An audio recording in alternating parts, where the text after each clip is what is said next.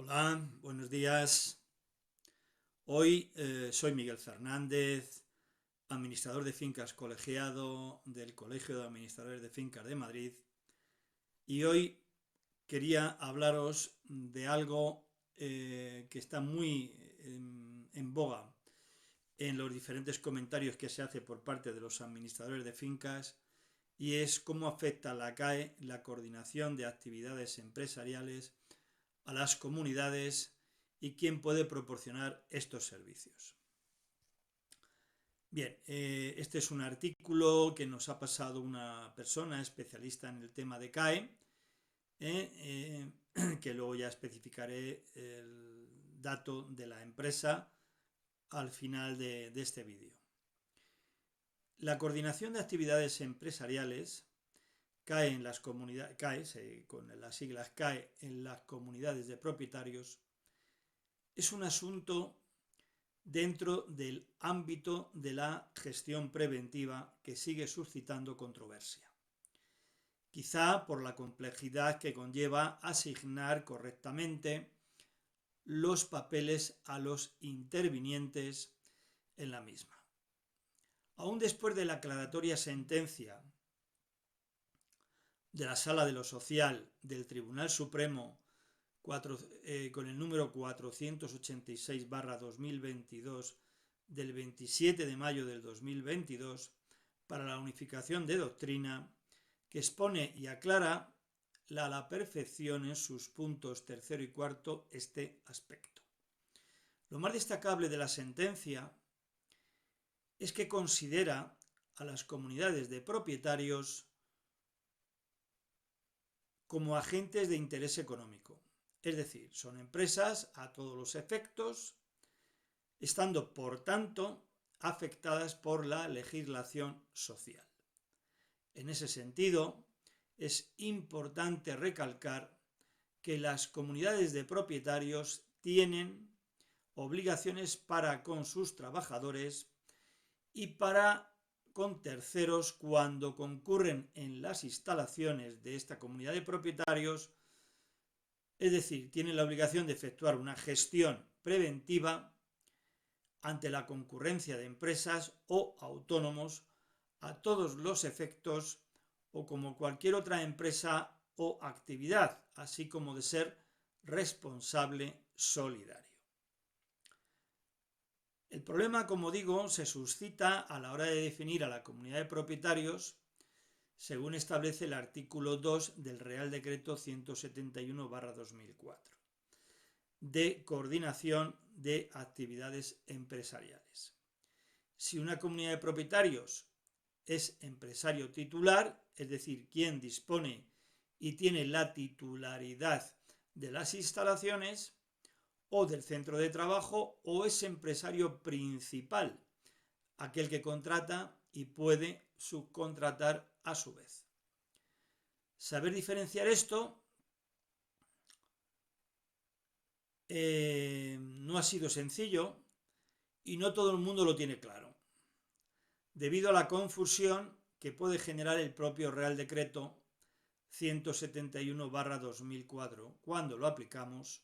a una actividad tan particular y compleja como es una comunidad de propietarios.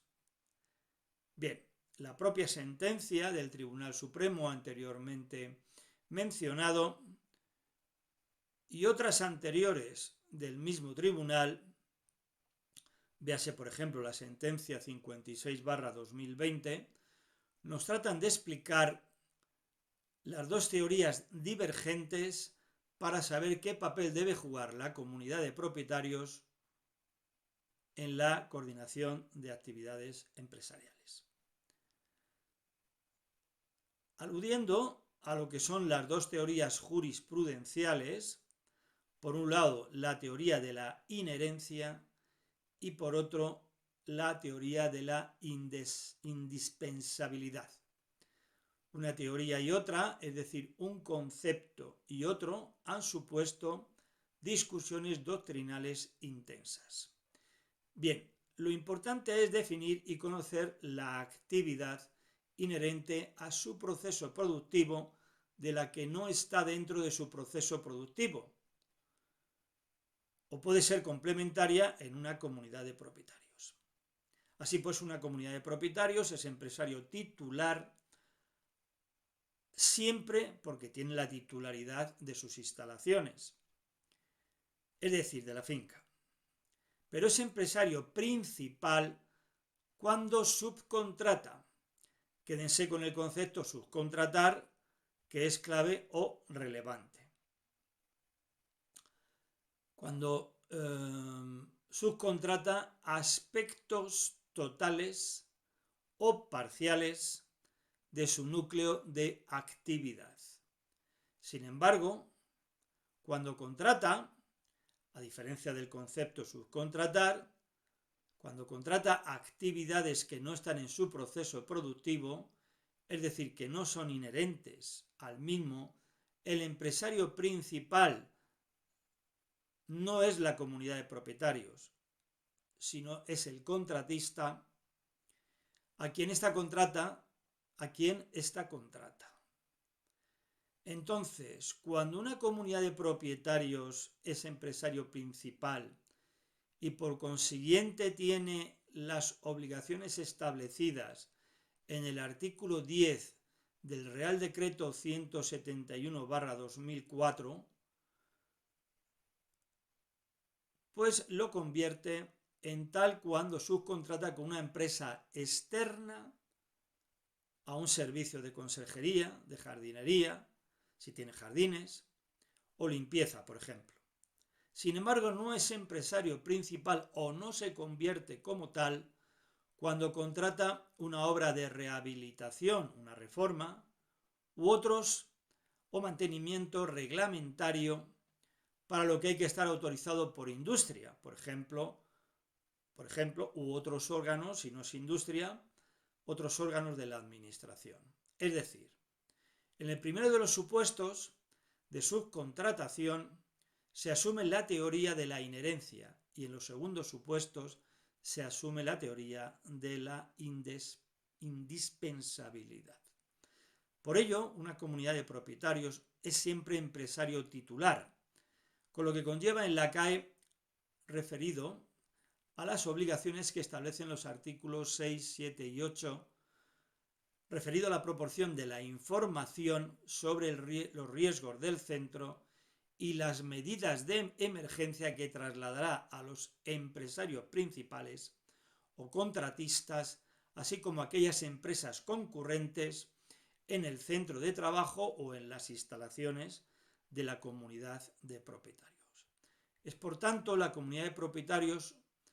un actor activo en la coordinación de actividades empresariales, bien como empresario titular, siempre, bien como empresario principal, no siempre en este caso. Lo que sí que es cierto es que cuando concurran empresas o trabajadores autónomos en el seno de una comunidad de propietarios, hay que activar la gestión de la coordinación de actividades empresariales y el intercambio documental entre los concurrentes, precisamente, y entre otras cuestiones que, por ser la comunidad de propietarios un agente de interés económico, es decir, una empresa. Por ello, es necesario incidir que si una comunidad de propietarios, al ser empresario titular, no adopta las medidas necesarias de coordinación para garantizar que los que concurran reciban la información sobre los riesgos, las instrucciones adecuadas y las medidas de protección, prevención y emergencia, estarán incurriendo en una infracción de carácter grave, según lo establece el artículo 12, apartado 14 del Real Decreto Legislativo 5/2000, sobre infracciones en el orden social, pudiendo ser sancionada por ello, dado que es una empresa a todos los efectos. Una vez aclarada ya la cuestión sobre la coordinación de actividades empresariales, en las empresas que son identificadas como comunidades de propietarios, voy a abordar otra cuestión referida a quién puede prestar el servicio de coordinación de actividades empresariales. Que el propio Real Decreto, el 171/2004, deja meridianamente claro, pero muchos han interpretado de forma interesada. De forma interesada erróneamente o no. Bien, si analizamos con detenimiento el artículo 13 del mencionado reglamento, allí establece quién o quiénes pueden proporcionar los servicios del CAE, de la Coordinación de Actividades Empresariales, en las propias empresas, en las propias comunidades. En este sentido, este artículo establece quién pueden ser encargados de llevar a efectos la coordinación de actividades empresariales. Establece este artículo que pueden ser los trabajadores designados por la empresa titular, bien personal del propio empresario titular, bien de las empresas concurrentes, principales, obviamente. Bien personal del propio empresario titular, bien de las empresas concurrentes principales, obviamente. Lo repito porque creo que esta parte es importante. Uno o varios miembros del servicio de prevención propio, uno o varios miembros del servicio de prevención ajeno, tanto del titular como de la empresa principal. O uno o varios trabajadores del empresario titular que, sin ser miembros del servicio de prevención, reúnan experiencia y cualificación necesarios, así como trabajadores con jerarquía pertenecientes al empresario titular. Por ello, los encargados de la CAE tienen que ser personal propio de las empresas que concurren o miembro de los servicios de prevención. Pero el punto F del citado artículo 13 abre una ventana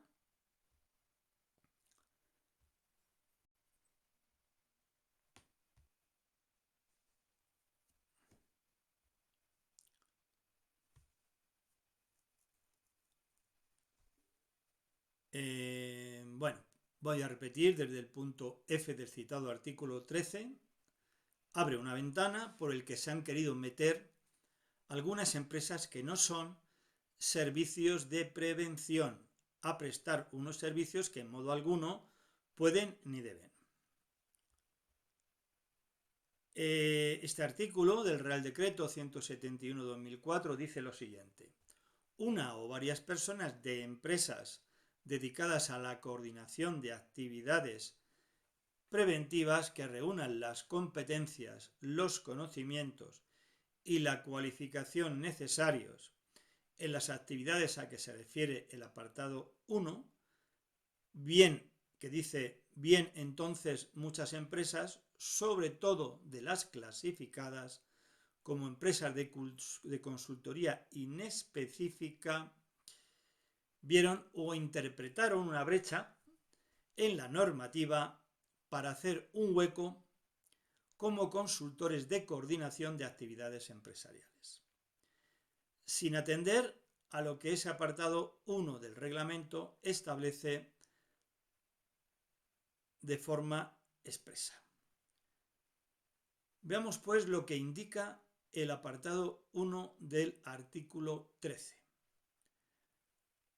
La designación de una o más personas encargadas de la coordinación de las actividades preventivas se considerará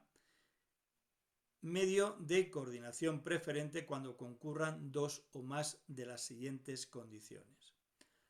A. Cuando en el centro de trabajo se realicen por una de las empresas concurrentes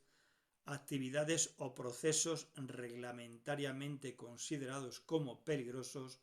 o con riesgos especiales que puedan afectar a la seguridad y salud de los trabajadores de las demás empresas presentes. Y B, cuando exista una especial dificultad para controlar las interacciones de las diferentes actividades desarrolladas en el centro de trabajo que puedan generar riesgos calificados como graves o muy graves. C, cuando exista una especial dificultad para evitar que se desarrollen en el centro de trabajo sucesiva o simultáneamente actividades incompatibles entre sí desde la perspectiva de la seguridad y salud de los trabajadores. D. Cuando exista una especial complejidad para la coordinación de las actividades preventivas como consecuencia del número de empresas y trabajadores concurrentes, del tipo de actividades desarrolladas y de las características del centro de trabajo. Es evidente que lo que expone el artículo 13.1 refiere a contar con profesionales muy especializados en situaciones de alto riesgo o cuando concurran situaciones de riesgos agravados. Obviamente, está haciendo referencia a empresas especializadas,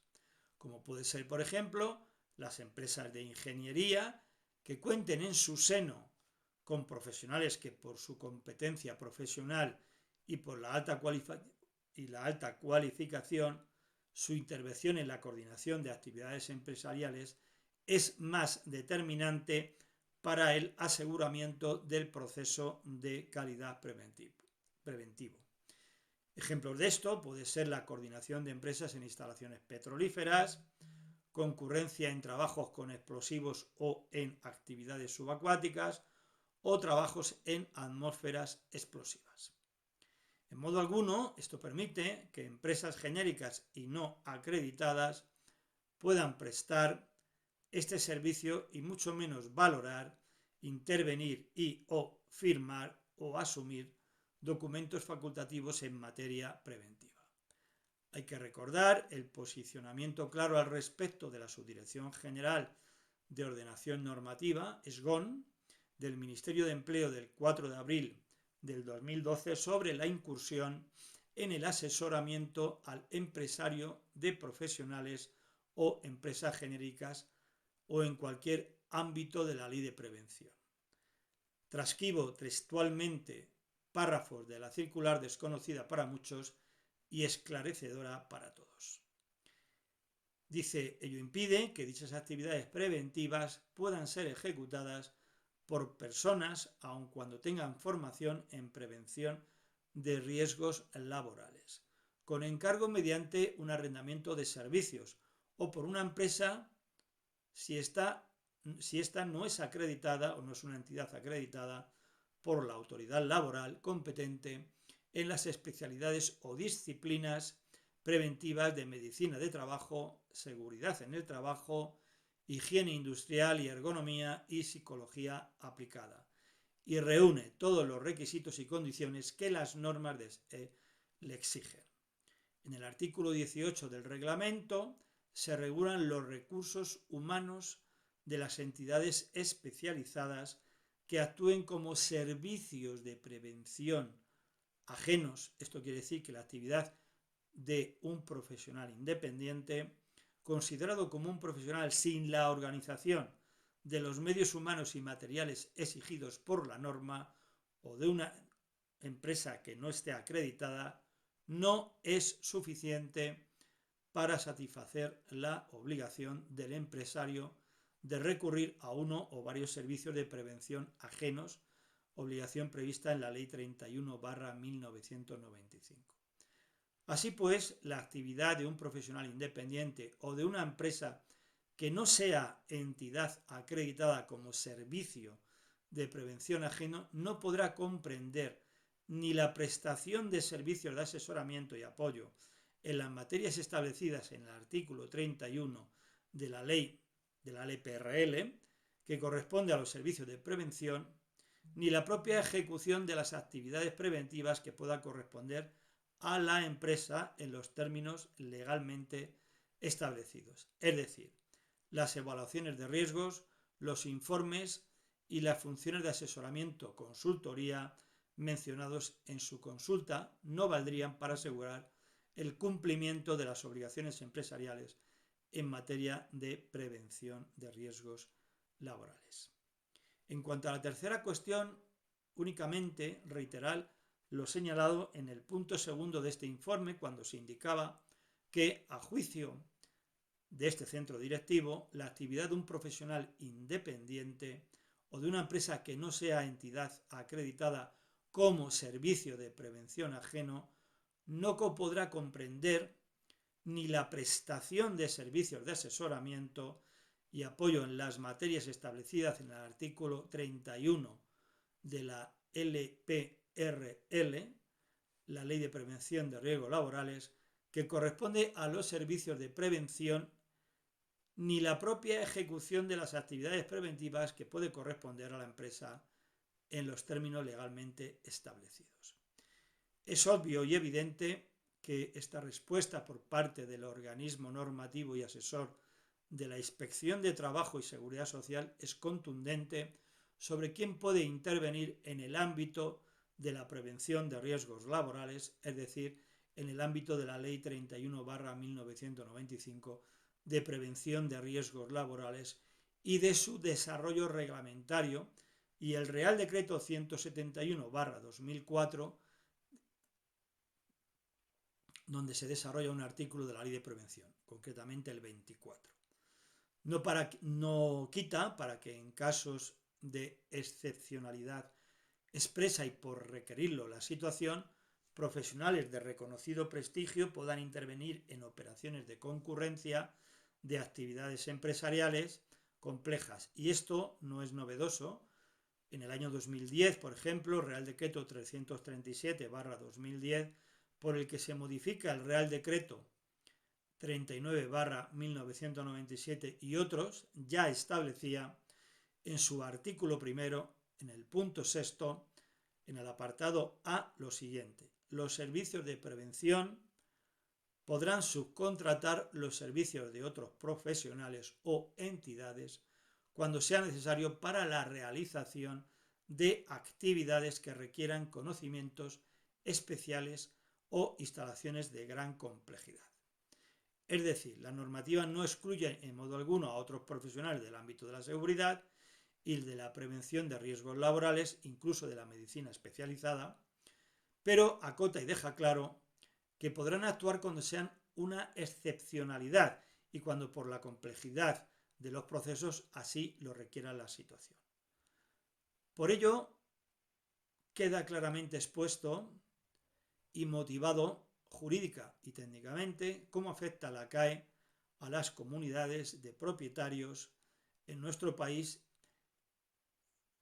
qué papel pueden tener en esa concurrencia y quiénes pueden proporcionar estos servicios. Quiero agradecer a la empresa Global Prevención de Riesgos Laborales como un servicio de prevención ajena, una SPA, por la información que me ha ayudado a hacer